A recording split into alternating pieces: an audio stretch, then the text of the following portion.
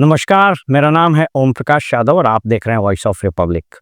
इस राज्य में अगर आप आईएएस हैं और वो भी नीतीश कुमार के चहेते आईएएस अधिकारी के कुनबे में आप शामिल हैं, तो आप कितना भी अपराध कर दीजिए, आपको कुछ नहीं होगा।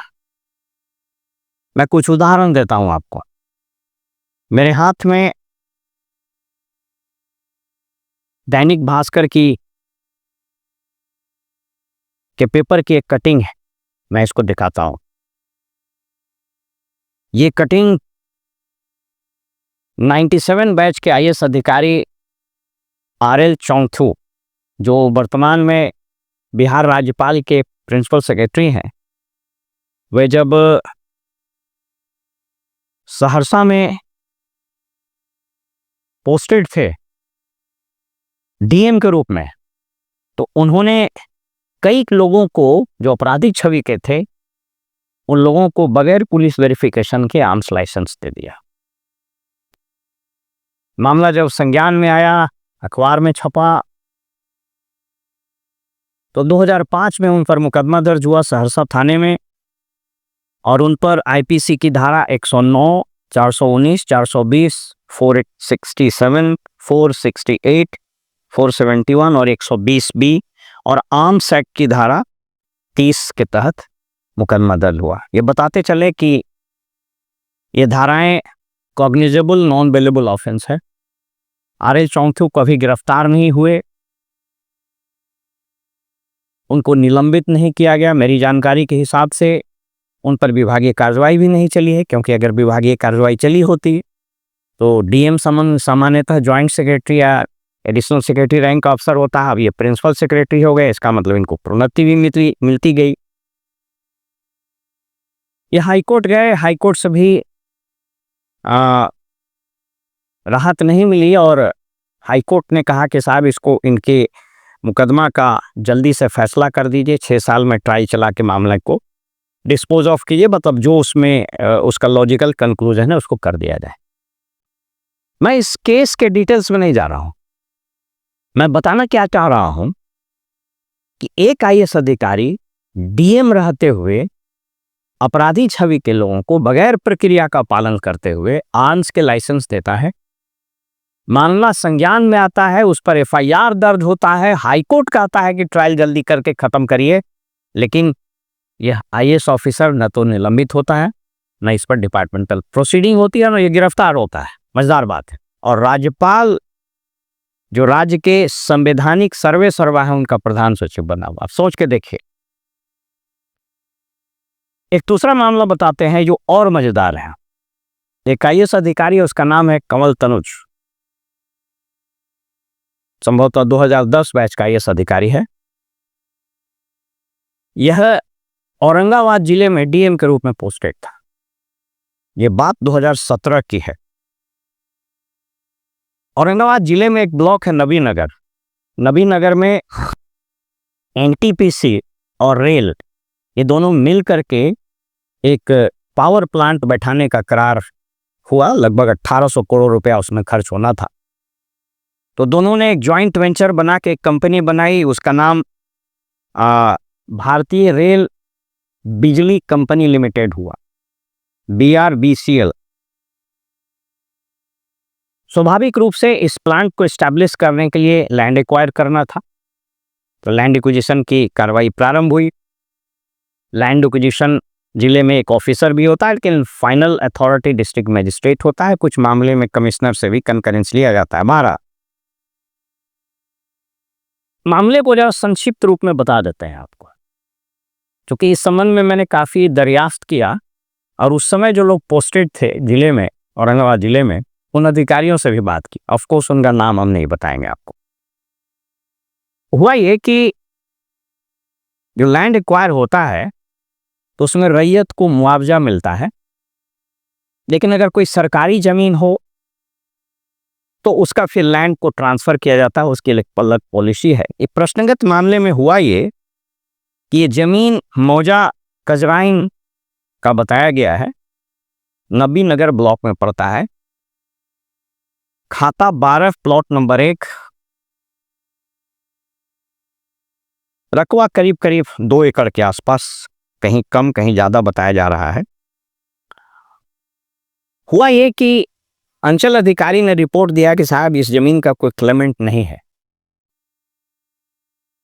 उसके बाद जो इस कंपनी के सीईओ थे सी शिव कुमार, वो और डीएम के बीच एक आपराधिक षड्यंत्र होता है, आपराधिक हॉबनॉबिंग होती है, एक साजिश होती है।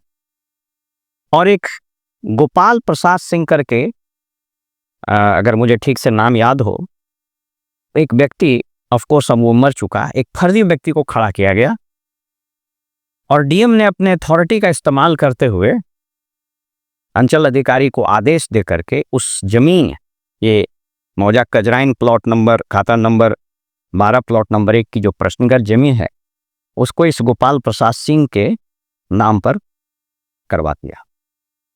उसके बाद स्वाभाविक रूप से जब डीएम का आदेश हो गया, उसका इंदराज हो गया, उसके नाम से खाता खुल गया लैंड का, तो उसके बाद अंचल अधिकारी ने, अब अंचल अधिकारी का क्या औकात है, जहां डीएम मिला हुआ हो, डीएम के पैसे का लेन देन हो गया और इस मामले में लगभग 2 करोड़ 7 लाख रुपए का लेन देन का मामला आया प्रकाश में। तो उसके बाद अंचल अधिकारी ने लिखा और ये राशि जो है भारतीय रेल बिजली कंपनी लिमिटेड ने उस कथित रैयत गोपाल प्रसाद सिंह के नाम से ट्रांसफर कर दिया।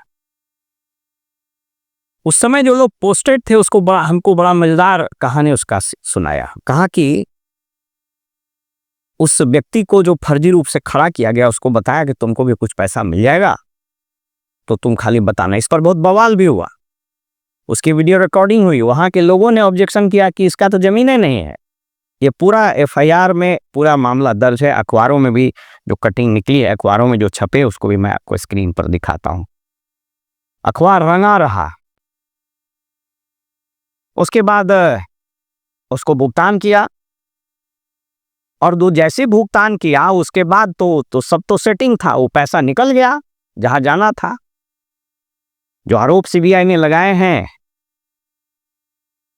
उसके अनुसार ये सी शिव कुमार और कमल तनुज ने बंदर मार कर ली और वो बेचारा को कुछ मिला भी नहीं जो खड़ा हुआ था। इस बीच मामले की भनक सीबीआई को लगी थी और डीएम का और सी शिव कुमार आदि का फोन सर्वेलेंस पर टेप हो रहा था। इसके बाद सीबीआई ने इस पर कार्रवाई प्रारंभ की और बताया जा रहा है कि जो अखबार में आया कि 2017 में ही या 2018 फरवरी का मामला है, डीएम के ऑफिशियल रेसिडेंस पर रेड होता है और मामला पूरा हाईलाइट हुआ, पूरा स्वाभाविक रूप से डीएम के घर पर अगर रेड हो तो स्वाभाविक रूप से मामला प्रकाश में आएगा, अखबार रंगा गया। मुझको संज्ञान है उस वक्त अचानक ब्रेकिंग न्यूज आना शुरू हो गया कि औरंगाबाद डीएम के घर पर छापेमारी। उस वक्त मेरे कुछ परिचित लोग भी जिला प्रशासन में पोस्टेड थे, उन लोगों से पूछे तो बोले कि सर पूरा उस इलाका को सील कर दिया गया है और छापेमारी चल रही है। मुझको कुछ लोगों ने बताया कि राज्य के एक बहुत बड़े पदाधिकारी उस वक्त उसको भनक लग गई थी तो उसने खबर कर दिया था डीएम को। तो खैर वो क्या था उसको हम सब्सटेंशिएट नहीं कर सकते हैं, लेकिन जो खबर चल रही थी वही चल रही थी। बहरहाल उसके बाद सीबीआई ने छापेमारी की, बहुत सारे चीज पकड़ाए, बहुत सारा डॉक्यूमेंट भी सीज हुआ जो एफआईआर में दर्ज है। और सीबीआई ने 21 फरवरी 2018 को कमल तनुज और अन्य शिव कुमार और अन्य के विरुद्ध केस दर्ज किया जिसका नंबर है RCAC-1 2018 A0002 21 फरवरी 2018। इसमें 2 करोड़ रुपए के घपले की आरोप लगाया गया और मैंने आपको शुरू में बताया कि आईपीसी के section 120B 420 467 468 prevention of corruption act आदि धाराओं में इस पर मुकदमा दर्ज हुआ। अब जरा खेल देखिए, ये अखबार की कटिंग है उस वक्त के। सीबीआई की छापामारी के बाद छुट्टी पर गए औरंगाबाद के डीएम, बढ़ेगी मुश्किलें। बिजली परियोजना भूमि अधिग्रहण में 2 करोड़ 10 लाख की हेराफेरी। मजेदार बात है कि इतनी बड़ी घटना हुई, सीबीआई ने एफआईआर दर्ज किया, लेकिन इस अधिकारी को भी गिरफ्तार नहीं किया गया, सस्पेंड नहीं किया गया, प्रोसीडिंग नहीं चली। मैंने ये 2 उदाहरण बताया ना। सहरसा के तत्कालीन डीएम पर एफआईआर होता है, हाईकोर्ट के आदेश के बाद इसको जल्दी से ट्रायल कंक्लूड करने का आदेश आता है, लेकिन यह पदाधिकारी न तो निलंबित हुआ, न जेल गया और प्रोन्नति पाकर प्रधान सचिव बन गया। उसी तरह से कमल तनुज भी न जेल गया, न निलंबित हुआ, न प्रोसीडिंग चली। और अभी नीतीश जी ने सामान्य तौर पर आईएएस की प्रोन्नति 1 जनवरी को होती है, लेकिन इन लोगों को मई महीने में ही सेक्रेटरी बना दिया। कमल तनुज सीबीआई के इस एक्शन के बाद हाईकोर्ट गए। हाईकोर्ट में जो इन्होंने एप्लीकेशन फाइल किया उसका नंबर 879/2018 है, आपको सब दिखाते हैं।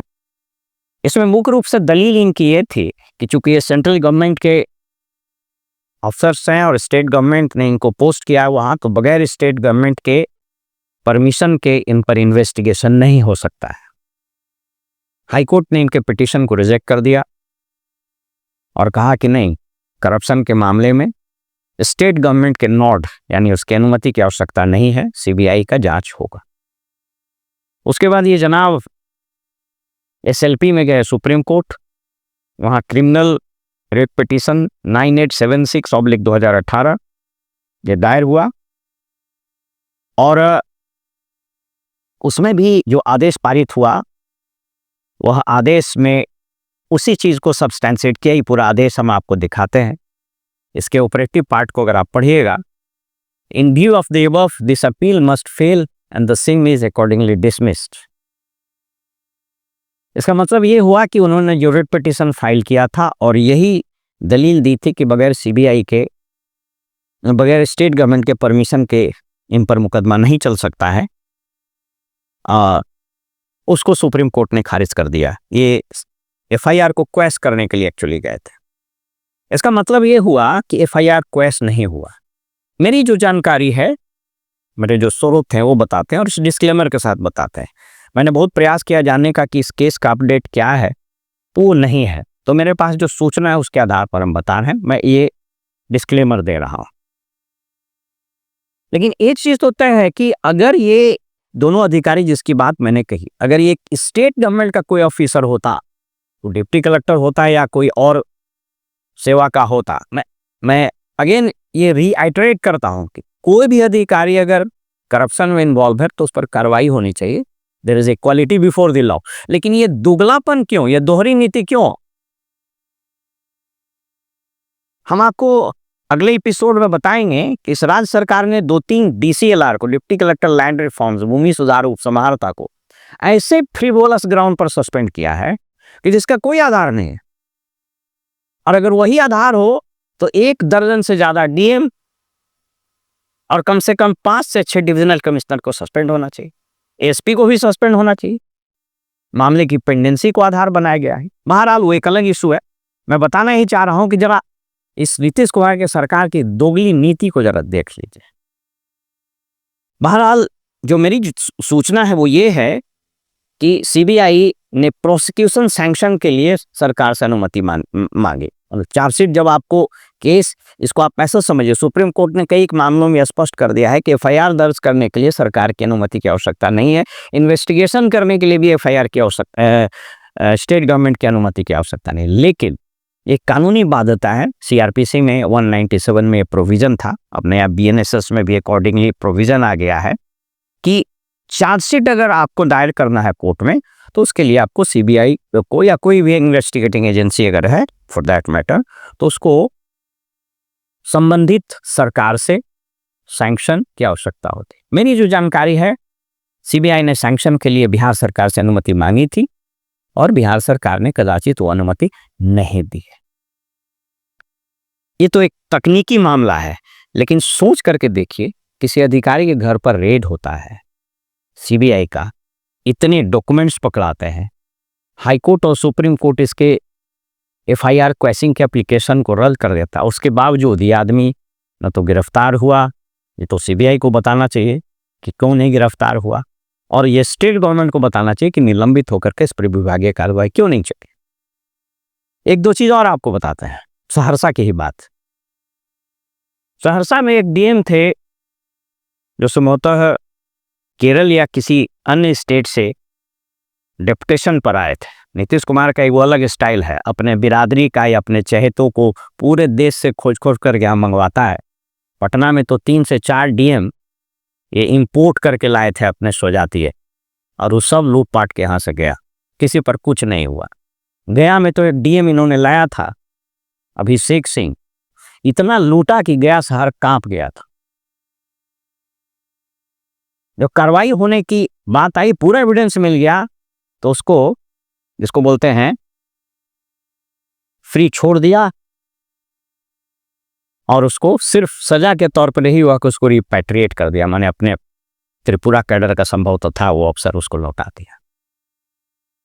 तो देवराज देव करके एक अफसर सहरसा में गया डीएम के रूप में, इतनी लूट मचाई उसने, इतनी लूट मचाई कि चौक चौराहे पर सड़ांध हो गया, महकने लगा। मुख्यमंत्री जब वहां गए तो जनसभा में भी विरोध होना शुरू हुआ कि डीएम को हटाइए, इतना चोर डीएम। तब जाके उसको हटाया गया, उस पर भी कोई कार्रवाई नहीं हुई, उसको सिर्फ लौटा दिया। एसके सिंघल डीजीपी थे, पुलिस चयन परिषद, सिपाही चयन परिषद के वो अध्यक्ष हुए। स्पष्ट रूप से इकोनॉमिक ऑफेंस विजिलेंस को ये सबूत मिला कि साहब ये सिपाही भर्ती में पैसा ले रहे हैं। नोएडा में इनका परिवार, इनकी पत्नी वगैरह का नाम आया कि पैसा ले रही। कोई कार्रवाई नहीं हुई, कोई गिरफ्तारी नहीं हुई। और आप देखिए आज के अखबार में AK-47 और इंसास के साथ पूर्व सिपाही गिरफ्तार, पटना में करोड़ों के सब।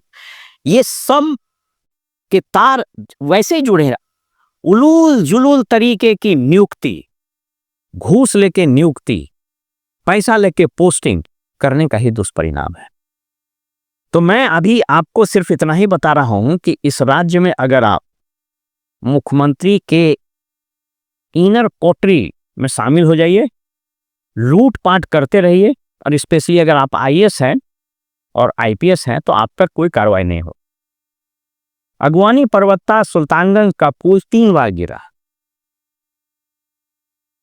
कौन सस्पेंड हुआ? असिस्टेंट इंजीनियर एग्जीक्यूटिव इंजीनियर, उस विभाग के सचिव और अपर मुख्य सचिव पर कोई कार्रवाई नहीं। अगर ये घटना किसी आम माने स्टेट गवर्नमेंट का ऑफिसर और कर्मचारी पर होता तो उस पर तो बुलडोजर चला देता। रीसू श्री गिरफ्तार पर एफआईआर हुआ तो फरार हो गया, फरार हुआ या फरार करवा दिया गया। सारा मामला स्पष्ट है कि कौन कौन विभाग में वो टेंडर मैनेज करता था। आज तक जांच भी नहीं हुआ, शोकॉज तक नहीं हुआ, निलंबन और विभागीय कार्रवाई तो छोड़ दीजिए। संजीव हंस जब गिरफ्तार हुआ, वो भी ईडी के कारण हुआ, स्टेट गवर्नमेंट का कोई खास रोल नहीं है उसमें, इन लोग तो सब ले ही रहा था माल पत्ता। मैंने उस पर एक वीडियो ही बनाया। नियम यह है कि जेल जाने के 24 घंटे के अंदर उसका निलंबन होना चाहिए। जेल जाने के संभवतः 1 या 2 महीने के बाद वो निलंबित हो सका। एक आईएएस अफसर है सेंथिल कुमार, अभी योजना विभाग का प्रधान सचिव है। वो मुंगेर में डीएम था। जो सड़ांग मचाई उसने, जो सड़ांग मचाई, आर्म्स लाइसेंस देने से लेकर के क्या क्या, कुछ नहीं हुआ। पटना नगर निगम में जब वो आयुक्त था, उसके घर पर विजिलेंस का रेड हुआ, दुका रहा, घर में बंद रहा।